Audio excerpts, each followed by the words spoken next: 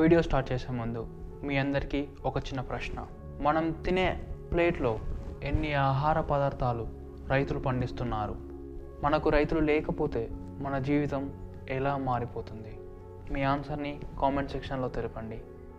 మీకు తెలుసా, మన ప్రపంచంలో ప్రతి సెకండ్కి 1.74 మంది చనిపోతున్నారని, అందులో ప్రతి 40 సెకండ్లకి ఒకరు సూసైడ్ చేసుకుంటున్నారని, ప్రపంచంలో చనిపోయే వాళ్ళలో 1.3% మంది సూసైడ్ వల్ల చనిపోతున్నారని, సూసైడ్ చేసుకొని చనిపోయే వాళ్ళు మలేరియా, HIV, బ్రెస్ట్ క్యాన్సర్, యుద్ధాలలో చనిపోయే వారి కంటే చాలా ఎక్కువ. ఈ వీడియోలో మనం ఫార్మర్స్ ఎలా చనిపోతున్నారు, ఎందుకు చనిపోతున్నారు, ఎక్కడ చనిపోతున్నారు అండ్ వీడియో ఎండ్లో పరిష్కారం ఏంటి అండ్ నేనేం చేయబోతున్నా అని డిస్కస్ చేసుకుందాం.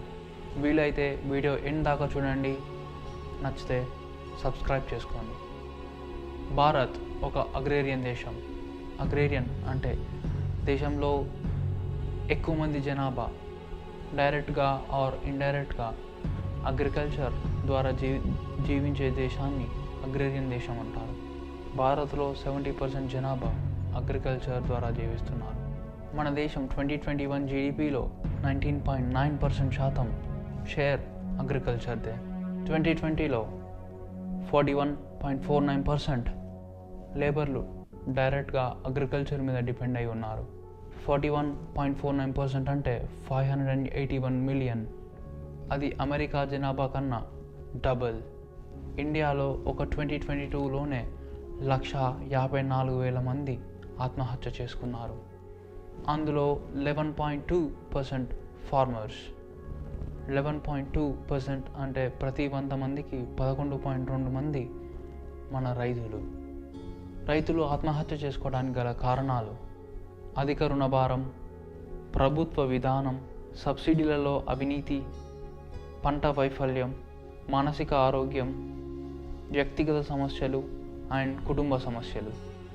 వ్యవసాయంలో లాస్ వస్తున్నా కానీ రైతులకు వేరే అవకాశం లేక వ్యవసాయం చేయాల్సి వస్తుంది.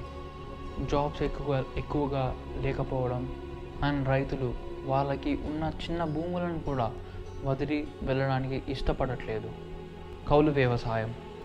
కౌలు వ్యవసాయం అనగా రైతులు వేరే వాళ్ళ భూమిని రెంట్కి తీసుకొని వ్యవసాయం చేసేదాన్ని కౌలు వ్యవసాయం అంటారు. కౌలు రైతు భూమి యజమానికి రెంట్ అయినా పే చేస్తాడు, లేకపోతే పండించిన పంటలో కొంత భాగమైన యజమానికి ఇస్తాడు. మన దేశంలో 35.6% రైతులు కౌలు మీదనే ఆధారపడి ఉన్నారు. భూమి యజమానులు కౌలు రైతులకి యావరేజ్గా 15,647 రూపాయలు ప్రతి ఎకరానికి ఛార్జ్ చేస్తారు. బట్ భూపాల్పల్లి అండ్ ఖమ్మంలో హయ్యెస్ట్గా ప్రతి ఎకరానికి 25,000 ఛార్జ్ చేస్తారు.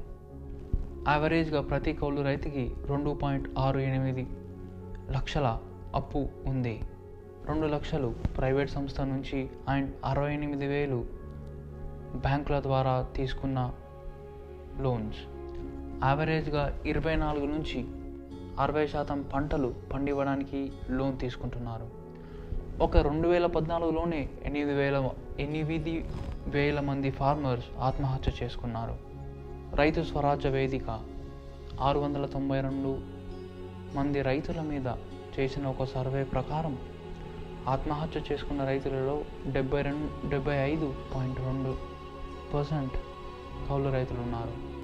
కేవలం 9.5% రైతులు మహిళా కౌలు రైతులు. 23% మహిళా రైతులు భూములు లేనివారే. ప్రతి సంవత్సరం ప్రపంచంలో 8 లక్షల మంది ఆత్మహత్య చేసుకొని చనిపోతున్నారు. ఒక 2010లోనే ఇండియాలో 187,000 మంది ఆత్మహత్య చేసుకొని చనిపోయారు. అది ప్రపంచంలోనే ప్రతి 5గురిలో ఒకరు మన ఇండియన్. 2021లో 164,033 మంది ఆత్మహత్య వల్ల చనిపోయారు. 2021లో మన నేషనల్ సూసైడ్ రేట్ 12, అంటే ప్రతి 1,00,000 మందికి 12 మంది రైతులు చనిపోతున్నారు.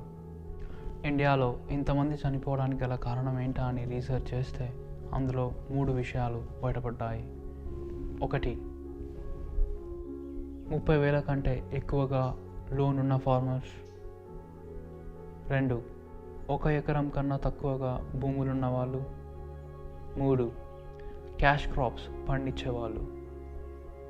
క్యాష్ క్రాప్స్ అంటే పండించి అమ్మి ప్రాఫిట్ చేసుకునే వాటిని క్యాష్ క్రాప్స్ అంటారు. అందులో cotton, coffee, tea, tobacco, wheat, soybeans etcetera.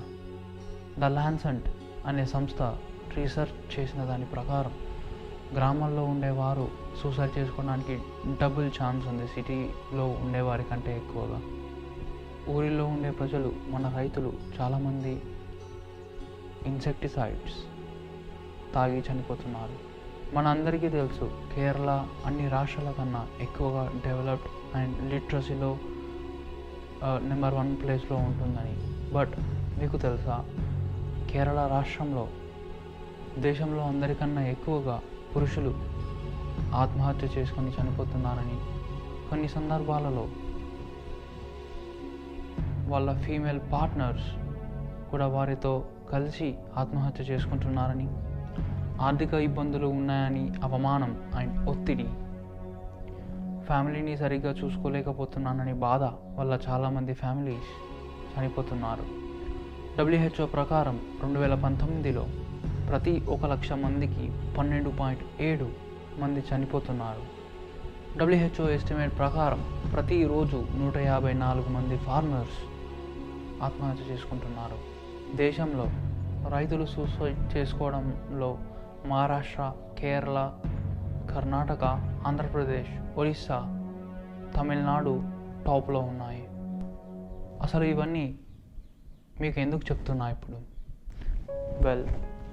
చిన్నప్పుడు మా ఊరిలో ఒకతను ఇలానే ఆత్మహత్య చేసుకొని చనిపోయాడు. చిన్నప్పటి నుంచి ఇప్పటి వరకు నాకు ఏదో ఒక హెల్ప్ చేయాలని అనిపిస్తుండే. సో త్వరలో నేను ఒక క్లాతింగ్ బ్రాండ్ స్టార్ట్ చేయబోతున్నా. దాని పేరు డెట్ ఫ్రీ సొసైటీ. ఈ బ్రాండ్ ద్వారా సంపాదించే ప్రతి రూపాయి 100% ప్రాఫిట్స్ అవసరంలో ఉన్న రైతులకి హెల్ప్ చేయడానికి వాడుకుందాం. మన నాన్ ప్రాఫిట్ ఆర్గనైజేషన్ ద్వారా ప్రజలకి 1, financial education, 2, mental health awareness, 3, livelihood diversification or small to medium scale manufacturing, 4, entrepreneurship and skill development, 5, local resource utilisation, 6 employment generation, 7 innovation and technology adoption. ఈ అన్ని రంగాలలో హెల్ప్ చేద్దాం అనుకుంటున్నాను. నా ద్వారా వేరే వాళ్ళకి హెల్ప్ అవుతుందని గుర్తొచ్చినప్పుడల్లా నా కళ్ళల్లో టీయర్స్ అండ్ నా స్టమక్లో బటర్ఫ్లైస్ ఎగురుతుంటాయి. నా దేశం కోసం, నా రైతుల కోసం ఏదో ఒక చిన్న సహాయం చేద్దాం అనుకుంటున్నాను. మీకు ఏమనిపించిందో మీ థాట్స్ని కామెంట్ సెక్షన్లో మెన్షన్ చేయండి. నచ్చితే వీడియోని లైక్ చేసి షేర్ చేయండి. Thank you. జై హింద్.